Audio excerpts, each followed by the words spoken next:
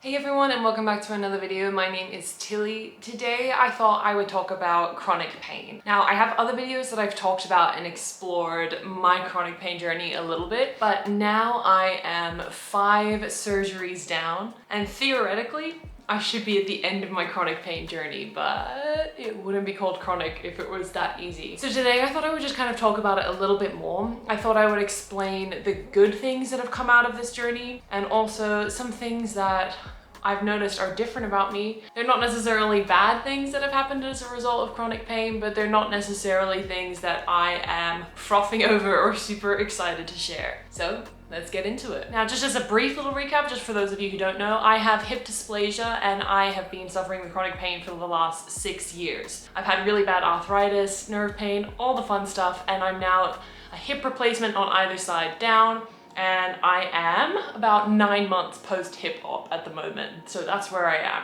Now, I wish I could say that the pain has ended after the hip replacement, and for the most part, it has. My problem now is that I think I have so much trauma on my legs from multiple surgeries and from not being able to rehab them properly because of pain that I just feel weak.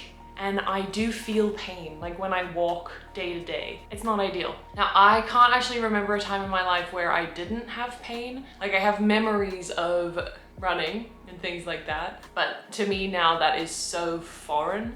So it's not even that I'm trying to get back to that or I'm idealizing a time in my life where I didn't have pain. And that's what I'm comparing myself to. I don't feel that's the case. Now, some of the bad things I want to talk about. Obviously, you're in pain all the time.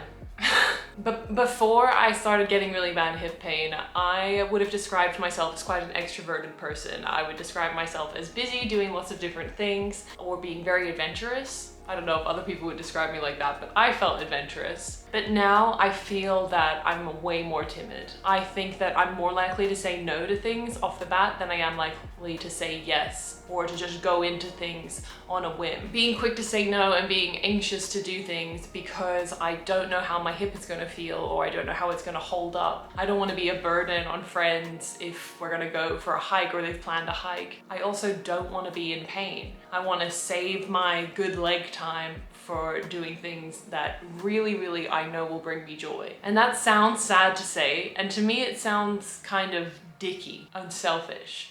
I know that it's not because I'm the one who ultimately has to live with my body in the condition that it's in, but it feels like, it does feel selfish. It feels like there's no room for compromise because if I don't want to do something, I'll very quickly be like, no.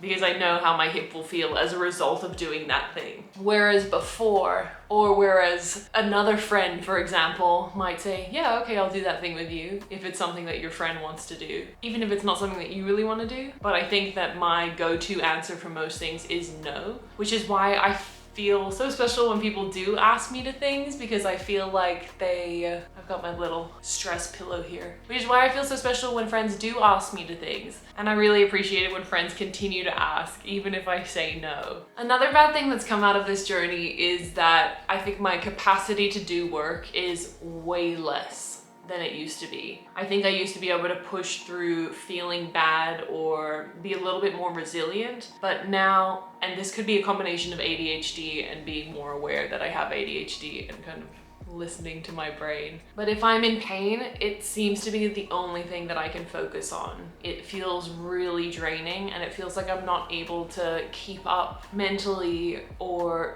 physically with the things that I need to get done. So if I have work to do on my laptop, but my hip is in pain, I'm like, I can't get that work done. Because all I can think about is pain. Why am I in pain? What can I do to get out of pain? Like, it takes up about 99% of my brain space. And given that this world is not super like friendly to having 99% of your brain space taken up, it still expects you to get work done and stuff like that. Not ideal. And so then I think that kind of puts me into a little bit of a shame spiral of like, oh, why can't you do this? Which doesn't help with the ADHD. I think that's probably a mix of things, not just chronic pain. But on the better side of things, I do want to take a bit of time to reflect on the things that I think are different or better as a result of having been on this chronic pain journey. Number one is that I'm very protective of my energy, and I think as a result of that, I have people in my life who I want in my life. I'm very fortunate to only be around people that I want to be around. And that's because I have to say no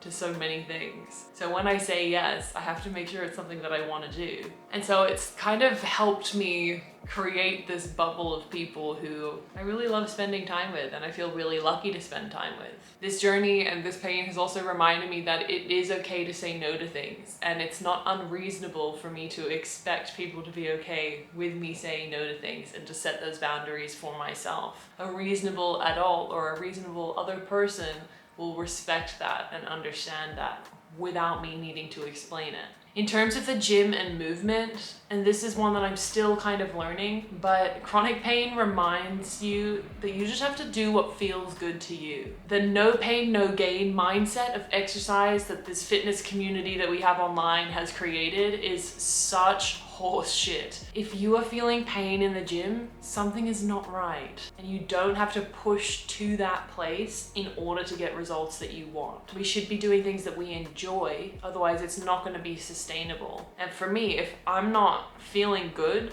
like, I'm not going to put myself in extra pain, given I'm not going to be a high performance athlete. That's not my goal. My goal is to move and to exist without pain. So before you come for me, understand that I know the difference, but for most of us who are existing in this world, we don't need to push to that point of actually struggling and physically being in pain in order to get good results from a workout. The last couple of things that this journey has taught me is to communicate my needs, in that if I'm feeling bad or feeling like I can't walk, I have to say that. It's not enough to, even though I just said reasonable people will be okay with me saying no without an explanation, I do think that with like close relationships, it is important to open up to people and let them know how you're feeling. So with my pain, I'm gonna be like, oh, I'm having a bad hip day. Like I'm not feeling up to doing things. And I do apologize for that. And I kind of feel like a burden sometimes on people, but I think it's okay to accept help and to understand that relationships, we're not gonna have two people who are 100% all the time.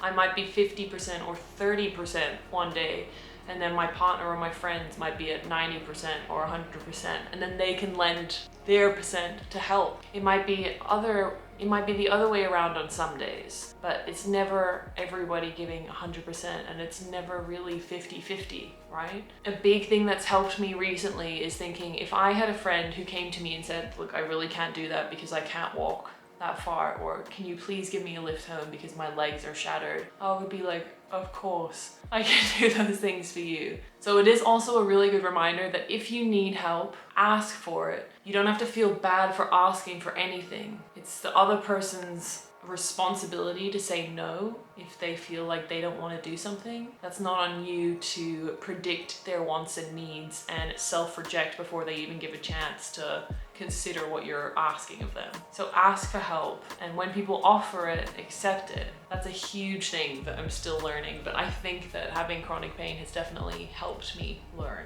I think the last thing that I kind of want to mention is just that every day is different and that feelings are temporary. Some days I wake up and I'm like, whoa, my legs are sore, they're tired, and I feel like they're gonna feel like this forever. And then the other day I did a long rehab session and my leg actually felt so good afterwards. Equally, that won't last. But there is such a flow of how things are gonna be. When it's really bad, it's not gonna be that way forever. When it's really good, it's not gonna be that way forever. So I'm trying to learn to just be present and stay patient with my body and where it's at the moment. And I think that those lessons are things that we all could take something from. Anyways, that was a bit of a ramble, but I just want to get back into speaking to the camera and talking to you guys, and this is something I've been thinking about for a while. So if you deal with chronic pain, I'd love to know what you think or how you manage it. What tips, techniques do you have? What are some good or bad things that you reckon have come out of your chronic pain journey, if you even want to call it that? Chronic pain is just, ugh, shit. Yeah, fine, whatever. And I will see you all next time. Thanks for sticking around.